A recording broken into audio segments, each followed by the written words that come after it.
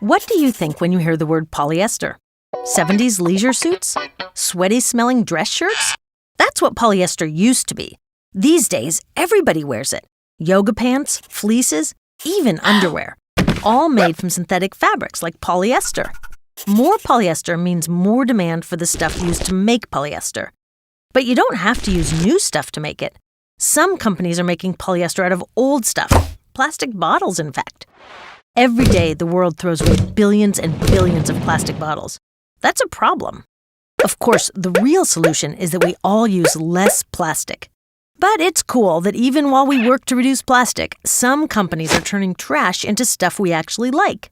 Drink it, drop it in the bin, take it to a recycling factory, chop it up, weave it, wear it, wash it, wear it again, wash it again. Seems like a great solution, right? But darn, when we look closer, there are some real problems with this.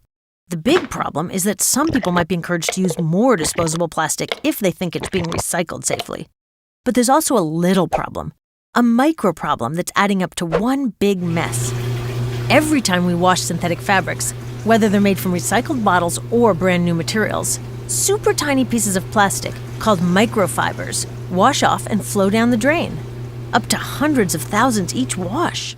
The older our clothes get, the worse the problem can become. Yikes! These fibers are so tiny, water treatment plants don't catch them all, so they wind up in rivers, lakes, and even the ocean. When they reach the ocean, they act like sponges, sucking up other pollutants around them. They're like little toxic bombs full of motor oil, pesticides, and industrial chemicals that end up in the bellies of fish and eventually in the bellies of us. It's gross. It's already estimated there are 1.4 million trillion in our oceans.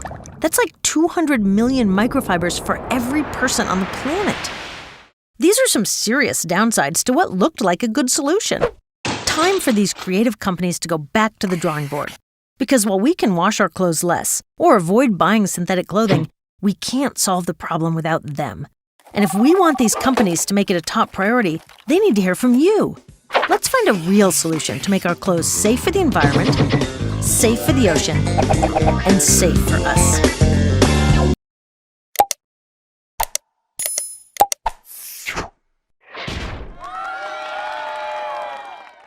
These are microbeads. They're little pieces of plastic smaller than a grain of sand, and they're everywhere. You might be swishing them around in your mouth or rubbing them in your face. Yuck!